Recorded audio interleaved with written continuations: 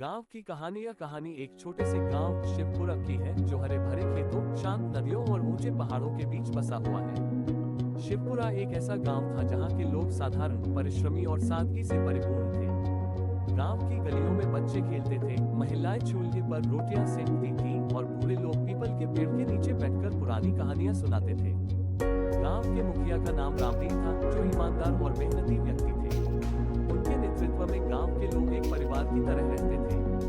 गांव में एक पुरानी परंपरा थी कि हर शनिवार को सभी लोग मिलकर गांव के मंदिर की सफाई करते थे और उसके बाद भजन कीर्तन का आयोजन होता था। इस आयोजन में गांव के सभी लोग भाग लेते थे और एक साथ समय बिताते थे।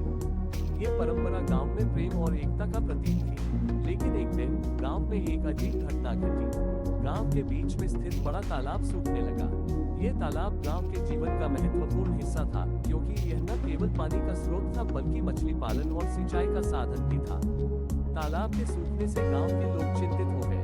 मुखिया रामदीन ने सभी गांव वालों की बैठक बुलाई और तालाब की समस्या पर विचार विमर्श किया। रामदीन ने प्रस्ताव रखा कि सभी गांव वाले मिलकर तालाब की सफाई करें और पानी का संरक्षण करने के उपाय करें। लेकिन कुछ गांव वालों का मानना था कि यह समस्या गांव के पापों का परिणाम है और इसे ठीक करने के लिए मंदिर में विशेष पूजा करनी चाहिए।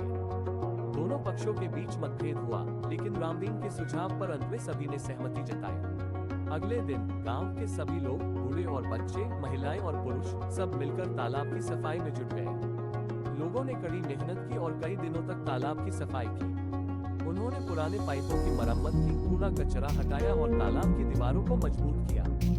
इसके साथ ही गांव के लोगों ने अपने घरों में पानी का कम उपयोग करने का निर्णय लिया। धीरे धीरे तालाब में पानी भरना शुरू हुआ और गांव में खुशी का माहौल लौट आया। लोगों ने मिलकर मेहनत की और अपने तालाब को फिर से जीवित कर लिया। गांव के बच्चों ने फिर से तालाब के किनारे खेलना शुरू कर दिया और मछुआरे अपने काम में लौट आए।